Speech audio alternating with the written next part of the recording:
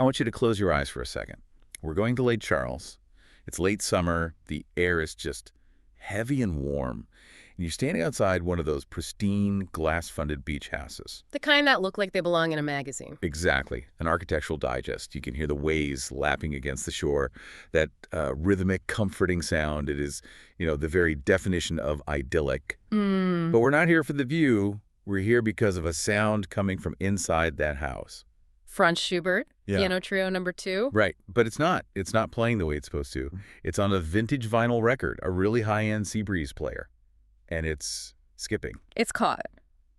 A locked groove. Just that same distinct melodic phrase looping. Yeah. Over and over and over again in what is, for all intents and purposes, an empty room. Ba-da-da-da-dum, click. Ba-da-da-dum, click. It totally transforms the music, doesn't it? From something beautiful into something, something obsessive. Mechanical. Yeah, exactly. Mechanical. And that loop is the only sound in the room because the woman on the floor isn't moving.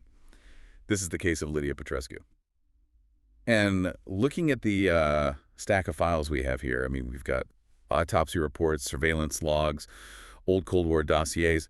Calling this a murder mystery just feels woefully inadequate. It really does. It's too small a word. When you really get into the forensic details, specifically the pathology reports, this whole thing looks less like a homicide and more like an erasure. An erasure. Explain that. What do you mean by that?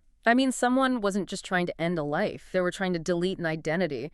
We're going to unpack a crime that uses what looks like, textbook Cold War tradecraft, a murder weapon that just completely defies standard forensic analysis, and a detective who, he operates on a frequency that most people can't even hear. Detective Superintendent MacNeice.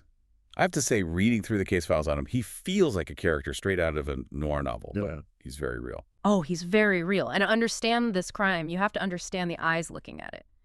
MacNeice isn't just a cop. He's a widower. His wife, Kate, died 3 years ago, and he is still, living in that after. It defines him. Completely. He drives this old Chevy, not because he's broke or anything, but because he loves the acoustics of the cabin. It's a sound system on wheels for him. He listens to Miles Davis. But more importantly, he listens to the silence between the notes. The negative space. That's the phrase that comes up a lot in his files. Exactly. Miles Davis used to say, play what isn't there. MacNeice investigates what isn't there. And so when he walks into that beach house at Lake Charles, the very first thing he notices, it isn't the body. Right.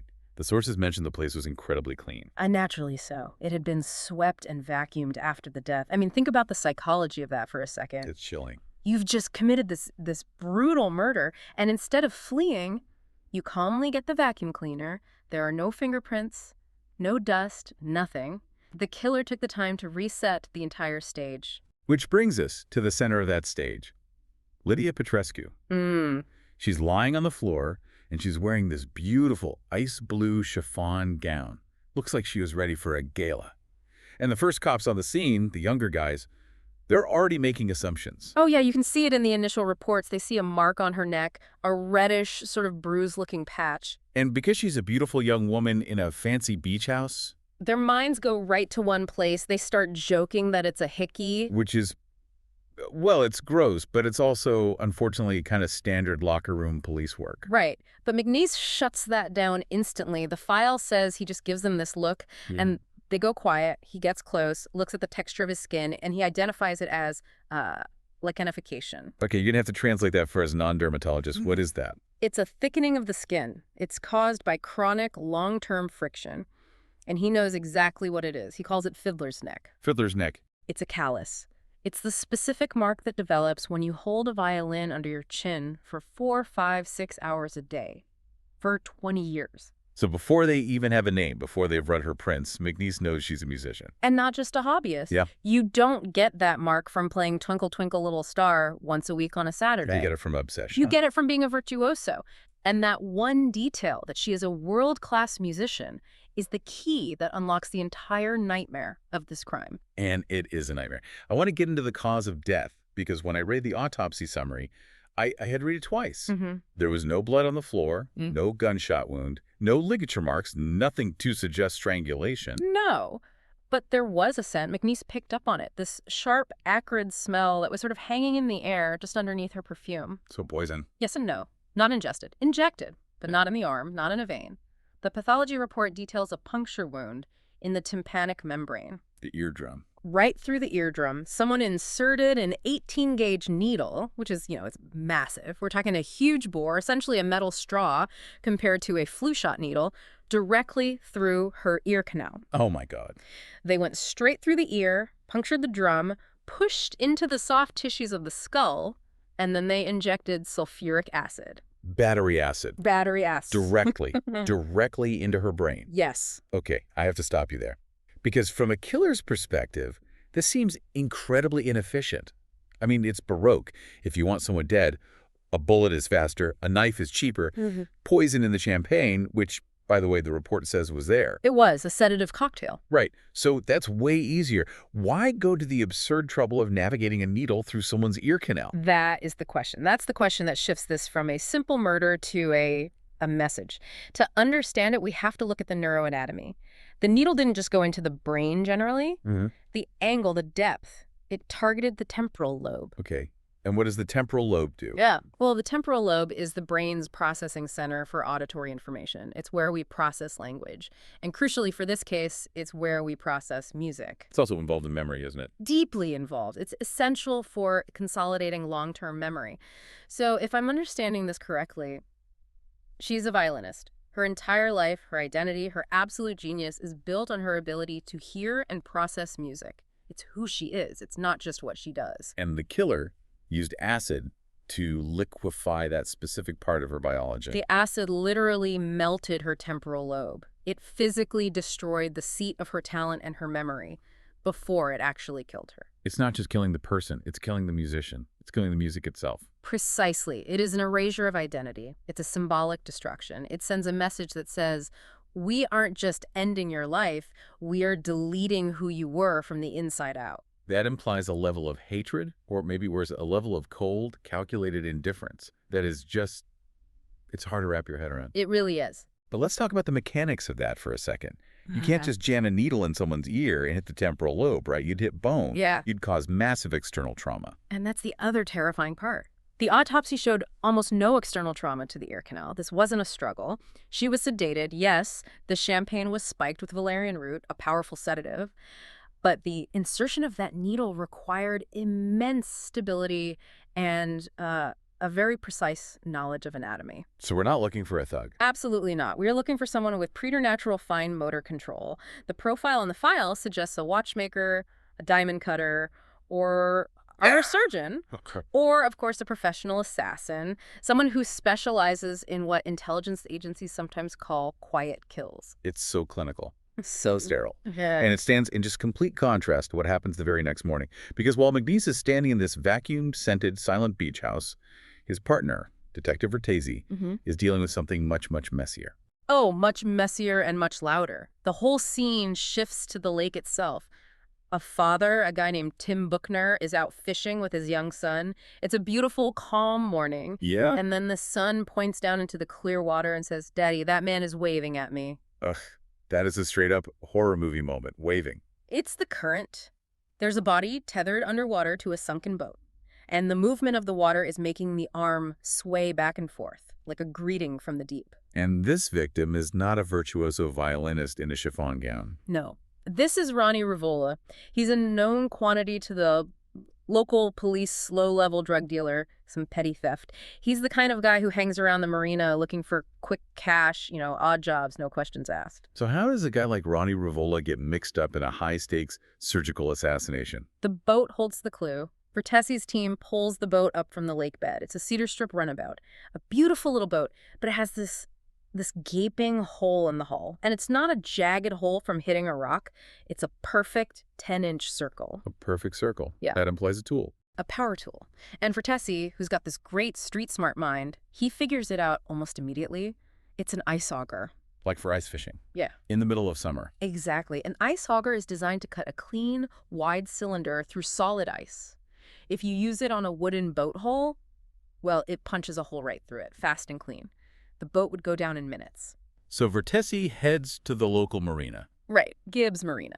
And the owner, this guy Gibbs, is just sweating bullets from the moment Vertesi walks in. Vertesi checks the rental rack for the augers. They're usually 6.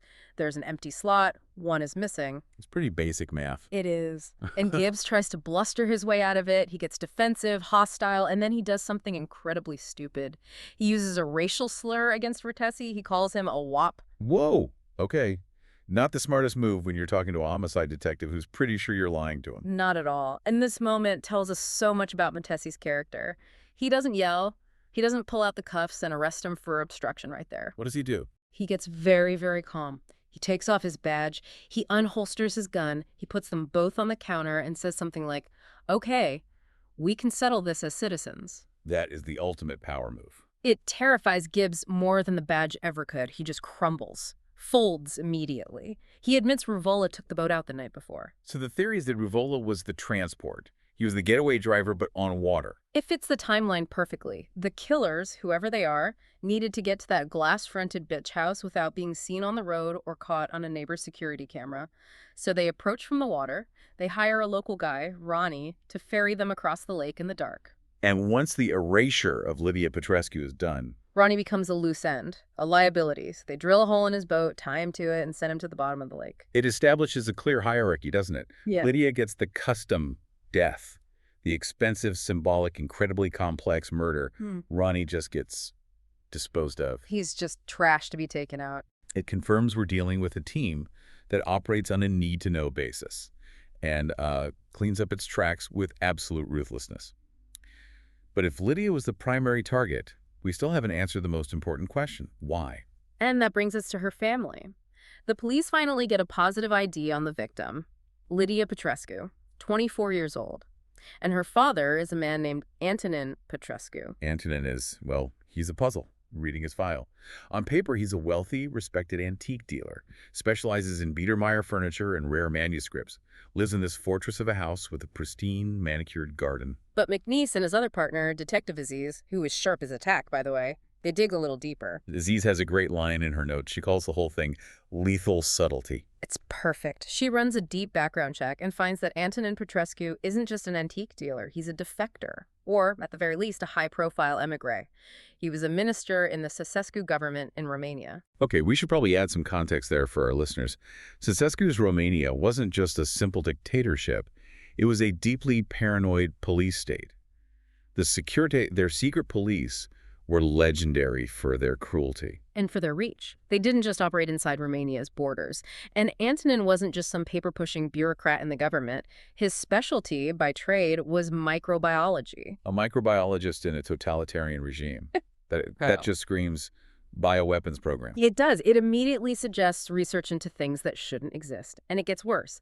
Lydia has a brother, Gregory. He didn't come to Canada with the father. He's still in Romania. And he's still connected to the old world. Very connected. He is currently a colonel in the Romanian army. Let me guess his unit. Head of an infectious disease unit. So we have a direct line.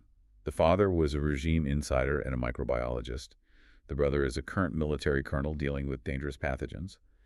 And the daughter is murdered with a syringe full of acid. The symmetry is impossible to ignore. It's terrifying.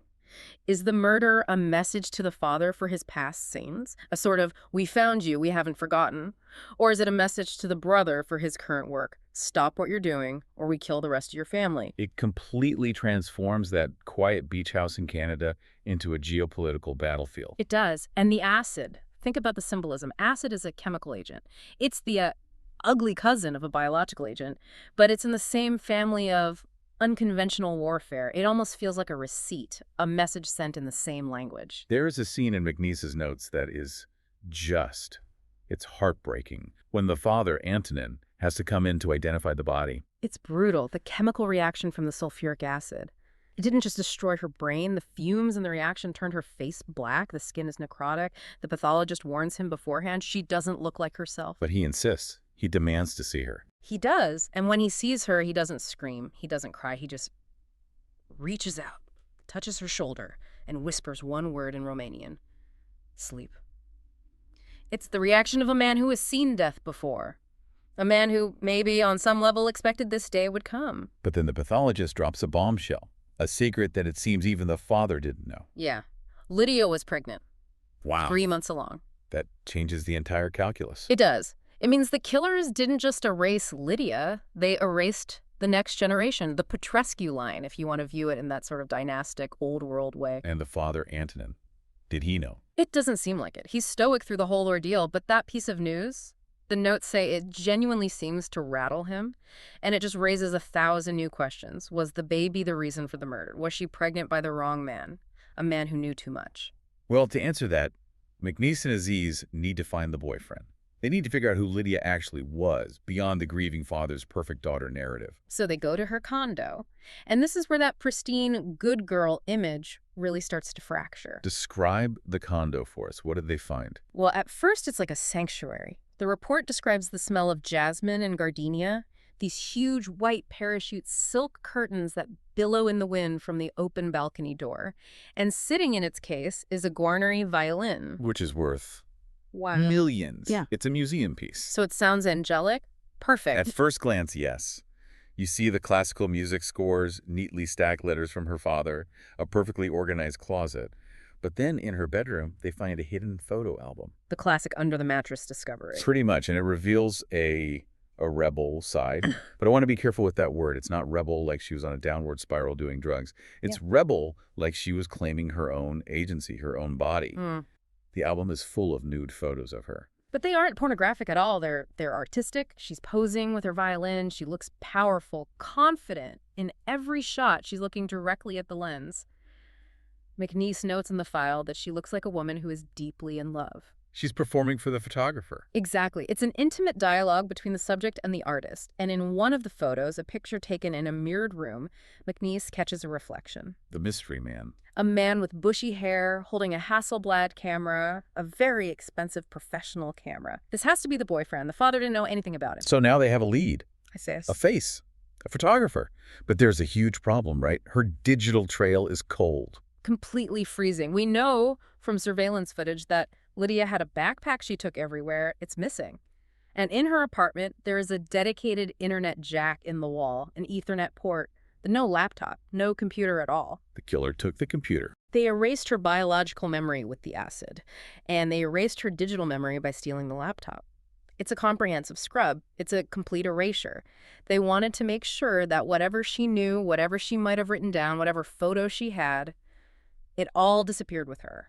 Which makes that laptop the holy grail of this case. Whoever has that laptop knows why she died. And it strongly suggests she might have known something she shouldn't have. Was she communicating with her brother in Romania about his work? Did she find some of her father's old files hidden in with his antique papers? Or maybe the photographer boyfriend took a picture or something incriminating. But the killers, for all their planning, they made a mistake. They took the laptop, they vacuumed the floor, but they couldn't erase the building's own surveillance system. And this is where MacNeice's superpower, that ability to see the negative space, to see what isn't there, really kicks in. He and Aziz sit down with the building security manager to watch hours and hours of tapes. Watching grainy footage of a condo lobby. Thrilling stuff. It is when you know what you're looking for. First, they see Lydia and the bushy-haired boyfriend enter the building. But strangely, the boyfriend is never seen leaving. That's a huge loose end. Is he still in the building somewhere? A victim? A suspect? Or he left via a service exit in the basement, or a stairwell with no cameras. It's a major unknown, but that's not what stops MacNeice cold. He's rewinding the tape, and he spots 2 other men entering the building around the time of the murder. 2 men? Do they look like stereotypical killers? Hoodies, sunglasses? Not at all. They're well-dressed. Nice leather jackets, designer jeans, expensive shoes, short, fair hair. They look like, I don't know, Euro tourists or international businessmen. So what gives them away? It's the walk. Go walk. MacNeice rewinds the tape again and again. He just watches them cross the lobby. He describes it in his notes as a containment of energy. Break that down for us. What does that mean physically? Okay, think about how most North Americans walk. We saunter, we roll our shoulders, we swing our arms, we take up space. It's a relaxed, kind of entitled gait. These men, their upper bodies are rigid, their arms barely swing at all, their steps are short and precise. Like they're marching. Exactly. Or, more accurately, like they're ready. It's a biomechanical habit. It's born from years of training, of carrying a weapon on a waist belt and being drilled to minimize your silhouette. It's the Soviet walk, or the Eastern Bloc military walk. It's a drill cadence that gets burned into your muscle memory, and you can't unlearn it even when you're wearing $500 jeans. That is such a specific, chilling detail. It's the kind of thing you'd only see if you were looking for patterns rather than faces. And MacNeice has this great metaphor for it. He compares it to turning a drawing upside down. What does that mean? He says when you look at a face right side up, your brain fills in the gaps. It shortcuts. It says, oh, that's a nose, that's a mouth, that's a person. But if you turn the drawing upside down, you start seeing the face, and you start seeing the pure shapes, the angles, the lines, the truth of the form. He turned the surveillance tape upside down and saw soldiers. Exactly. And there are other tells. They arrive in a black Range Rover. There's a passenger in the back seat, a third man, who's wearing a suit with a razor-sharp crease. He never gets out of the car. He's the command element. And the cigarette. There was a detail about a cigarette. Right. One of the muscle guys, before they go in, he's smoking. And when he's done, he stomps it out on the pavement. He doesn't just drop it. He grinds it under his heel with this specific aggressive twist. It's disciplined. It's a signature. So let's synthesize all this. We have a professional hit squad, Mm. 2 mechanics, the muscle, and an architect in the back of the car calling the shots. And they staked out the condo. They followed her. They knew her routine. Then on Wednesday night, Lydia is taken, or maybe lured, to the beach house. And the murder happens. Calm, professional, deeply symbolic. Then the cleanup. They call Ronnie Ruvol to get him off the island, so to speak, and they kill him to cut the string, and then they just vanish. Right. Coof, got him. It's almost the perfect crime. Almost. But there's one thing that keeps bugging me. One detail that MacNeice found that feels contradictory to everything else. The record jacket. Yes. The killer took the laptop, they vacuumed the floor, they took her backpack. They were completely obsessed with this idea of erasure. But MacNeice found the cardboard jacket for the Schubert record lying on the beach just outside the house. It wasn't an accident. No way. It had to be deliberate, but why? If your whole goal is to make her disappear, to erase her, why leave a breadcrumb? A clue. Because they didn't want her to disappear. Not in the sense of a missing person case. Think about it. If they wanted that, they would have tied her to the boat with Ronnie and sunk her in the middle of the lake. No one would have found her for years, if ever.